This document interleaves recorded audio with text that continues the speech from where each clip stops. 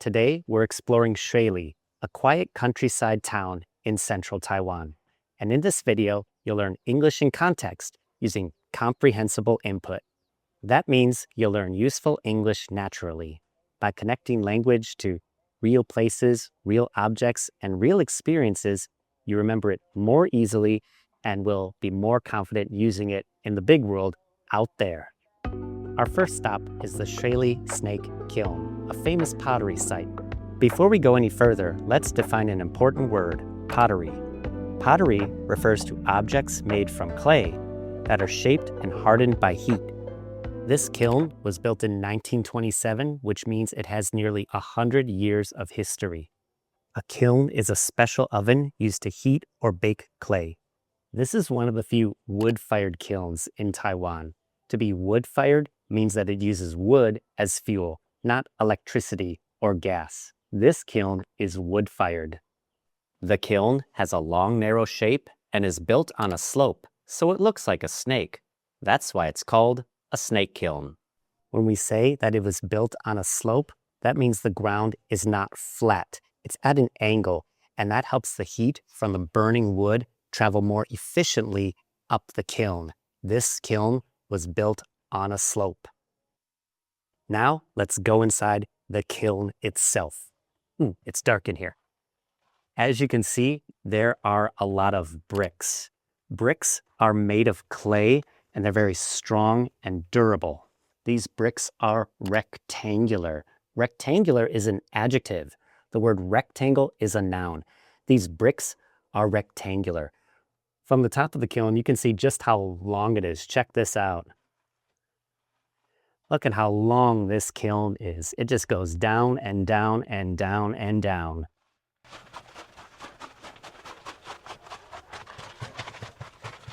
And way down at the bottom would be where the wood is burned to create heat to bake the clay.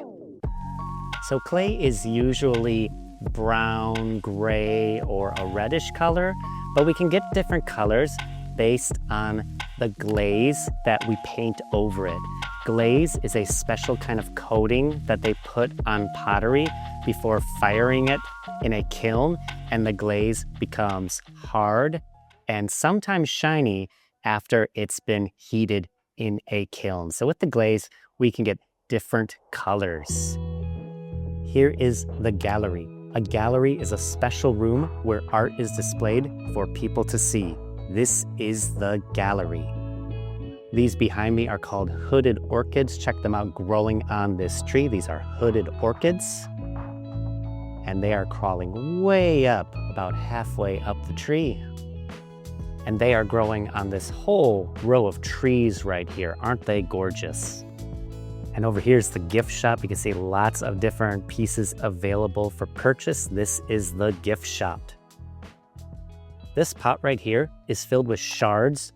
We use the noun shard to talk about a broken piece of glass or pottery. This is a shard. This is the most meaningful piece of artwork here. This is a 6.6 meter tall double-mouthed vase. It holds a world record. And this was built because on September 21st, 1999, a powerful earthquake struck central Taiwan. Over 2,400 people were killed and many buildings collapsed, including the buildings here. So when they rebuilt this area and opened it back up, they made this vase to commemorate its reopening. The verb commemorate means to do something to remember and honor an important event. So the admission ticket includes a coupon that can be used for a discount at the cafe nearby. But unfortunately, that doesn't open until 10 o'clock, and I'm not sure I want to stay here that long. So let's go to our next stop. Our next stop is Checheng. I hope I can find some coffee here. Checheng has a long and fascinating history. When the Japanese controlled Taiwan, it became an important center for Taiwan's logging industry. The logging industry is the business of cutting down trees and processing wood. At that time, this railroad was built, making it a key transportation hub. A hub is a place where things are collected and then sent out. Today, the town has been transformed into a tourist area, but you can still see many signs of its logging past. Behind me here is the storage pond. A pond is a small lake, and this was used to keep the wood before it was processed and sent out to other places. Now, there is a small tea house overlooking the storage pond. I didn't find a coffee yet, but I found a passion fruit flavored popsicle. And over here, we have what's called the sky cart. This was a type of crane used to hoist the logs. That crane right there would hoist or pick up or lift the logs. I just bought a pack of fish food. Let's feed the fish in the pond.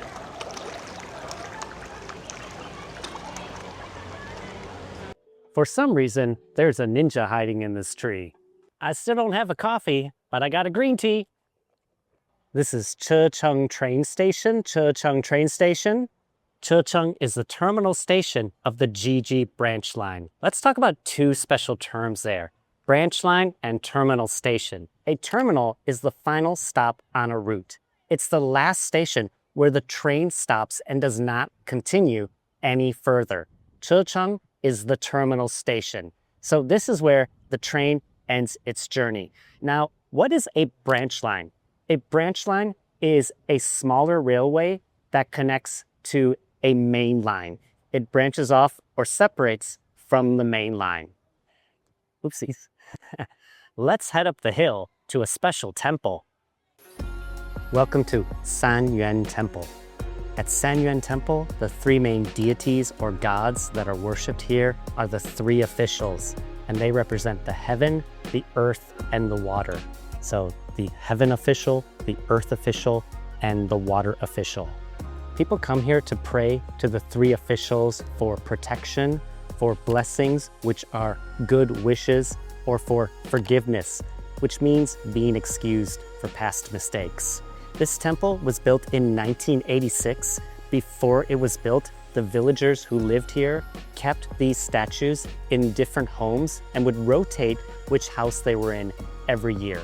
So let's head down the hill now and check out the Mingtan Reservoir. Behind me is the Mingtan Reservoir. First, what is a reservoir? A reservoir is a man-made lake used to store water, usually for drinking, farming, or producing electricity. This reservoir is part of a hydroelectric power system. Hydroelectric power means using moving water to generate or make electricity. This is part of a pumped storage system. That means water is moved between two reservoirs at different heights. During low energy demand, water is pumped uphill. And during high energy demand, that water flows down to generate or make electricity. Now, let's head to downtown Shuili for some food. Now I'm in downtown Shuili. Right behind me is the Shuili train station. Let's see if we can find something to eat. So I found this small noodle joint in downtown Shuili, and it seems a lot more authentic than the restaurants in Checheng, meaning it's not designed for tourists. And authentic is an adjective, and that means that it is true to the original culture. This restaurant is authentic. The noodles have minced pork. We use the adjective minced to describe meat that is cut into very small pieces, minced. Now let's grab some more food. The noodles didn't fill me up, so I'm gonna stop at this bakery and get something extra to eat, as well as tomorrow's breakfast for the kids. So this is a small local bakery, and they're really well known for their roti, which is originally from South Asia. It's a type of flatbread. A lot of cultures have their own varieties of flatbread. This is roti from South Asia. I got one more place I'd like to go before heading home. So the place I originally planned to go to, the boss was taking a nap and I didn't want to disturb him. So I'm gonna try to find a place that sells a similar product. I think it's somewhere near where I parked my car, somewhere along this road right here. Let's try to find it. All right, looks like I found it. We could call a shop like this a specialty store. a specialty store sells a specific type of product. This specialty store sells dried plums. The process used to make them is called preserving. To preserve food means to treat it, usually by adding salt, sugar, or drying it so that it lasts longer. We don't need to finish eating them right away because they are preserved. These are one of the most popular products of this area because they are grown nearby.